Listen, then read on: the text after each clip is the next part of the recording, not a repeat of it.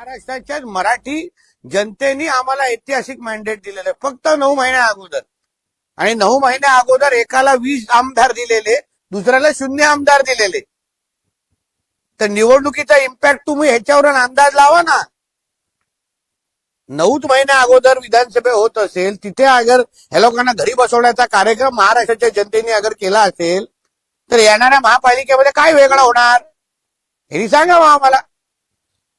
महाराष्ट्र शुरांचा आहे, वीरांचा आहे, दगडांचा आहे, पण यांच्यासारख्या धोंड्यांचा नाही कसे. हो, आणि आमच्यासारखे धोंड्यांना जनतेने आज महाराष्ट्राच्या विधिमंडळामध्ये आणि मंत्रालयामध्ये बसवलेलं आहे. म्हणून महाराष्ट्राच्या जनतेच्या मनात आम्ही असल्यामुळे ना अशा पद्धतीचे वक्तव्य करून महाराष्ट्राच्या जनतेचे अपमान उद्धव ठाकरे करतायत. शेवटी त्यांची काय अवस्था झालेली आहे. ज्या राजसाहेबांना हे काय काय त्यांचे हाल करायचे, कितींदा त्यांना संपवण्याचा प्रयत्न केला, काय काय त्यांच्या अगर स्टोऱ्या आम्ही सांगत बसलो ना तर फार उद्धव ठाकरेला हे होईल. त्या राजसाहेबांच्या पायावर आज ह्या उद्धव ठाकरेला नाक घासायला लागला. नाक म्हणजे पहिलं काँग्रेस आणि राष्ट्रवादी बरोबर सत्तेसाठी लाचारी करायला लागली, मग कॉम्रेड यांच्या बरोबर समाजवादींबरोबर हात मिळवणे करायला लागले.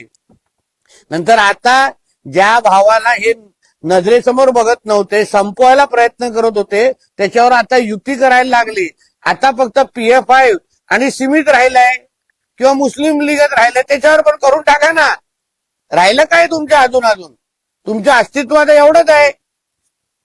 वापरायचं फेकायचं यांची निधी. आता मी दोघे एकत्र यांना भेटलो. हो ठीक आहे. आम्ही बघा, घोडा मैदान लांब नाही. हिंदू समाज हा फार बारकाईने ह्या सगळ्या गोष्टी बघतोय. ज्या पद्धतीने तुम्हाला नाकाखाली बसलेल्या जितुद्दीनला तू तुझ्या मुंबऱ्यामध्ये जाऊन पहिलं मराठी शिकव हे बोलायची तुमची हिंमत नाही.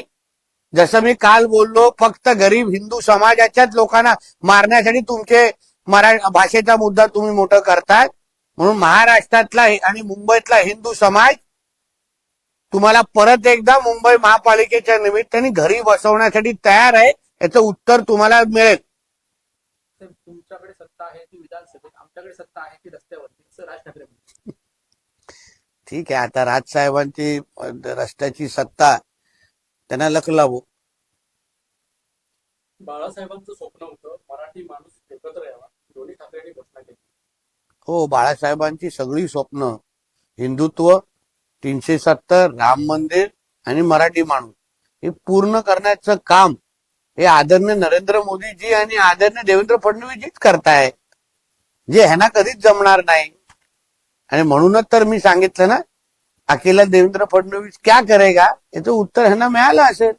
कारण की आतापर्यंत बाळासाहेब अगर आज बघत असते की आज हयात असते तर त्यांनी देवेंद्र फडणवीस साहेबांना मातृश्री मधून बोलून मिठी मारली असती की बाबा रे माझं घर वाचवलंस तू, माझं घर परत एकत्र आणलं, अशी मिठी मारून सांगितलं असतं. मुंबई स्वतंत्र करता येते का याची पूर्वचाचणी म्हणून हिंदू सक्ती केली जाते. असं आमच्या राज्यामध्ये मराठीची सक्ती होती.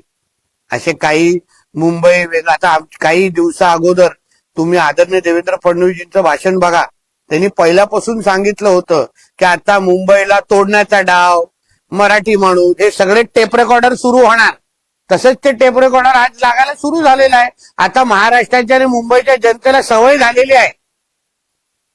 हिंदूंना फूट पाडून आज जे काही मेळावा आज विजय मेळाव्याच्या निमित्ताने घेतला गेला ना, निश्चित पद्धतीने आज मोहम्मद अली रोड आणि बहरामपाड्याने इकडे शीरकुर्मा वाटले गेले असेल, फटाके फोडले गेले असतील की देखो हम लोग ने हिंदू को तोड के दिखाया.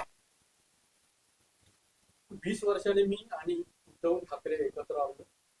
जे बाळासाहेबांना जमलं नाही, ते महाराष्ट्र करू शकला नाही, ते देवेंद्र फडणवीस यांनी करून टाकलं. मी तर आता तेच तर तुला सांगितलं.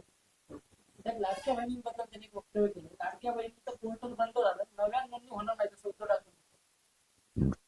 उद्धव ठाकरेच्या इकडे लाडक्या बहिणीचे 1500 रुपये आले नाहीत का, म्हणून कदाचित त्याला चिंता वाटत असेल. कारण आता घर त्याच्यावरच चाललं नसेल कदाचित. म्हणून त्यांनी चिंता करू नये.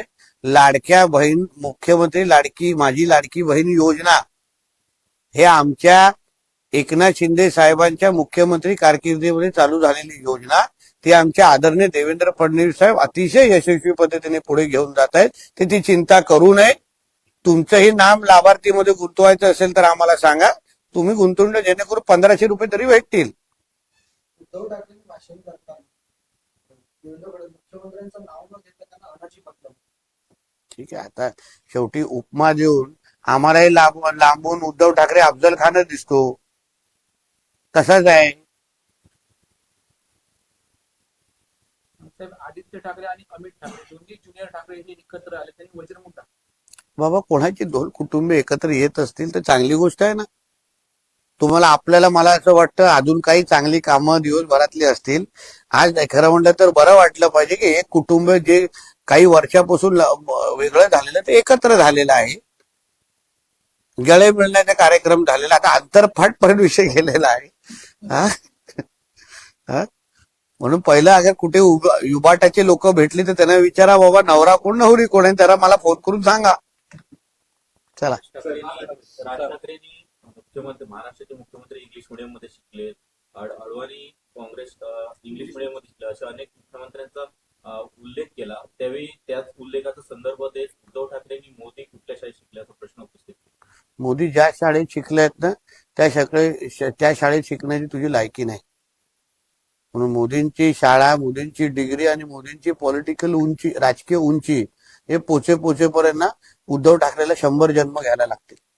सर, बोले. राज ठाकरे और उद्धव ठाकरे एक हो गए, क्या इम्पैक्ट होगा आगामी चुनाव पर? देखिए, ऐसा है, किसी की अगर फैमिली एक साथ आ रही होगी तो वो अच्छी बात है. मगर मुझे याद है हमारे सुप्रिया ताई सुले ने एक महाविकास आघाड़ी के वक्त एक भाषण किया था. तभी उन्होंने एक वक्तव्य किया था कि अकेला देवेंद्र फडणवीस क्या करेगा. तो आज मुझे लगता है कि सुप्रिया सुले को उसका जवाब मिल गया होगा कि आज अकेला देवेंद्र फडणवीस ने क्या क्या कर दिया है. जो बाला साहब ठाकरे नहीं कर पाए वो देवेंद्र फडणवीस ने कर पाया. तो ये अच्छी बात है कि बाला साहब जी का सपना, बाला साहब जी को जिसके वजह से परेशानी हुई थी, वो परेशानी दूर करने का काम अगर हमारे फडणवीस साहब ने किया होगा तो उनकी प्रशंसा करनी चाहिए. आज अगर बाला साहब ठाकरे जी जिंदा होते तो मातोश्री में बुला के देवेंद्र फडणवीस जी को गले मिलते. उद्धव ठाकरे ने जे